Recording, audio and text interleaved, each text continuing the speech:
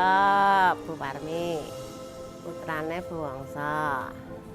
Kula nderek ibu akit kecil. Kula manten terus ke ibu ngantos sepriki. Mandi sekolah sejak tahun 1950. Simbol-simbol merek dalam bisnis kuliner termasuk tempat makan seperti ini itu terdiri atas beberapa hal. Bisa namanya sendiri. Nasi liwet Wongso Lemu asli nomor 99.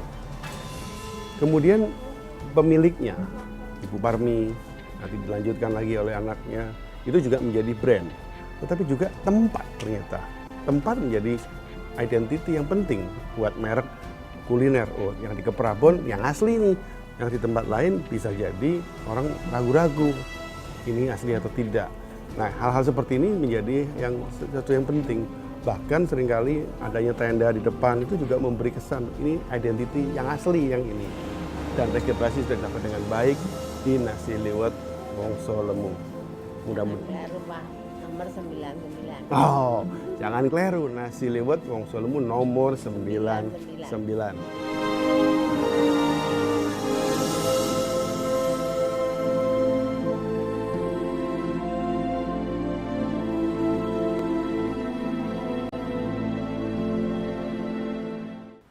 Pemirsa, terima kasih Anda masih bersama kami di Handito Eros, where you can find tips and strategy in creative eros. Baik, kembali ke Pak Handito dan juga Ratna. Nah, Ratna biasanya kalau membeli produk harus mengetahui mereknya nggak? Maksudnya gini, saya mau beli produk kalau dia merek A misalnya. Kalau merek kan pasti gadget tuh punya banyak merek ya, seperti mungkin Apple atau BlackBerry tadi for example. Nah, kemudian Ratna lebih memilih Apple gitu. Apakah Ratna tipikal pembeli seperti itu? Iya, saya bisa dibilang seperti itu. Ketika saya ingin membeli sesuatu, biasanya saya sudah ada di mindset saya mau beli apa. Ketika contoh saya saya ke supermarket, pasti mungkin ke Carrefour. Jadi ketika saya masuk ke supermarket tersebut, ketika mau beli roti juga udah ada merek tertentu yang ada di benak saya yang sudah saya kira-kira saya mau beli seperti itu. Apakah itu kemudian merek yang sering kali Ratna konsumsi dan memang kualitasnya bagus begitu? Iya, tentu saja ketika saya melihat iklannya bagus dan ketika saya coba memang kualitasnya bagus, tentu saya akan ulang lagi. Tapi kemudian ketika mungkin saya melihat ada iklan yang mungkin lebih menarik, mungkin saya tertarik untuk mencobanya dan memang kualitasnya lebih bagus, yang itu yang saya gunakan. Iya, Ratna, kalau kita lihat sekarang ini masyarakat kita ataupun juga termasuk Ratna lebih sering mengkonsumsi produk-produk dari luar negeri atau impor begitu. Kenapa? Menurut Ratna kenapa seperti itu? Kalau menurut saya produk-produk luar negeri itu advertisingnya itu masih lebih kuat dibanding produk-produk dalam negeri kan, dan mereka juga brandingnya itu lebih kuat. Contohnya saja untuk sports, barang-barang sports itu kan Nike, Adidas, mereka dengan branding di mana pemain-pemain sepak bola internasional yang memakainya kan pasti itu sudah tertanam di benak kita bahwa oh ya kalau kita pakai ini, itu mereka juga memakai brand yang sama loh. Kira-kira seperti itu sih. Baik, brand sendiri itu sangat penting. Kalau kita lihat juga dari cuplikan tadi misalnya bahwa memang brand itu sangat kalau memang bagus atau pas kualitasnya di masyarakat itu sangat diingat oleh masyarakat. Apa sih ada tahapan-tahapan pengembangan brand itu sendiri, Pak? Ya, tadi ada kata-kata yang untung tadi Ratna mengatakan merek-merek yang di luar negeri itu menjadi hebat karena advertising the brandnya gitu, bukan karena dia suka pada merek luar negerinya kan gitu. Ada 5 tahap sebenarnya kalau kita bicara tentang bagaimana mengembangkan brand. Yang pertama adalah diagnosing the brand. Kita perlu mendiagnosa brand kita, baik brand yang sudah ada maupun kalau kita belum punya brand, kita mendiagnosa juga brand yang sudah ada di pasar. Setelah kita memahami tahu konteks kompetisinya brand, langkah kedua adalah crafting the soul of the brand. Kita merumuskan roh brandnya. Di sini adalah merumuskan strategi brand sebenarnya ya. Jadi kita merumuskan brand kita ini nanti pengennya dibangun persepsinya seperti apa, untuk siapa kan gitu, dan personifikasinya kayak apa gitu kan.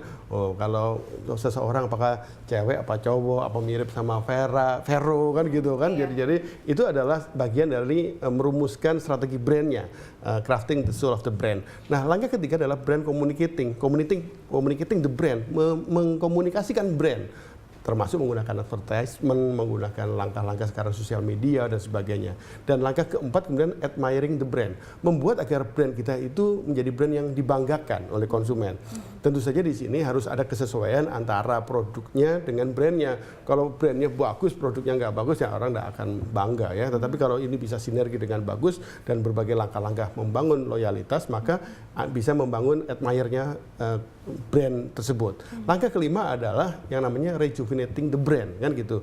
Brand itu harus disegarkan, dipermudah terus gitu, biar seger terus kan gitu. Itu kalau seperti manusia lama-lama juga jadi tua kan gitu ya. Tetapi meskipun tua tetap kelihatan muda gitu. Nah, brand juga harus dilakukan seperti itu. Melakukan rejuvenating the brand itu harus dilakukan. Kalau 5 tahap ini bisa dilakukan dengan baik, maka tidak hanya brandnya jadi, tapi brandnya tetap segar terus gitu. Sehingga umur brand bisa panjang kan gitu.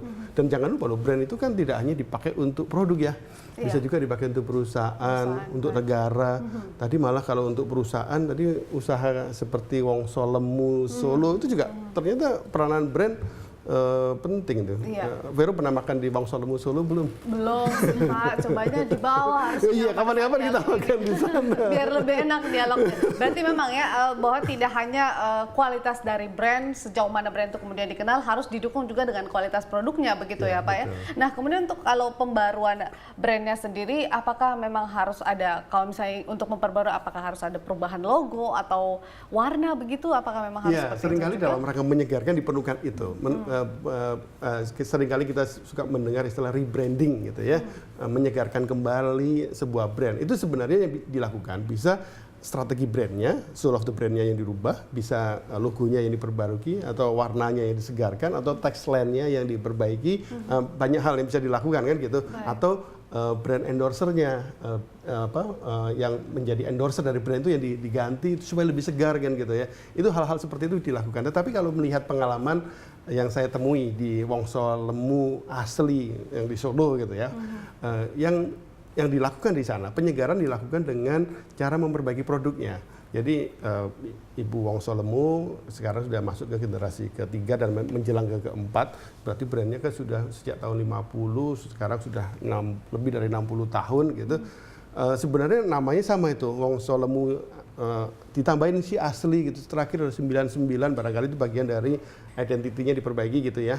Tetapi terlepas dari itu, yang kemudian dia juga lakukan, dia memperbaiki produknya. Produknya tetap dia jaga konsistensi nasi liwetnya, tapi dia nambahin produk-produk tertentu, dikasih ada kuah kayak kolak kacang dan biar sebagainya. lebih varian begitu ya. Dan ini penting untuk membuat konsumen itu kemudian tetap loyal, dan itu membuat admire kan, bangga gitu pada sebuah merek gitu. Baik, ya Pak Andito dan juga Ratna, kita akan melanjutkan perbincangan di segmen berikutnya. Pemirsa tetaplah bersama kami di Handito Eros, kami akan kembali sesaat lagi.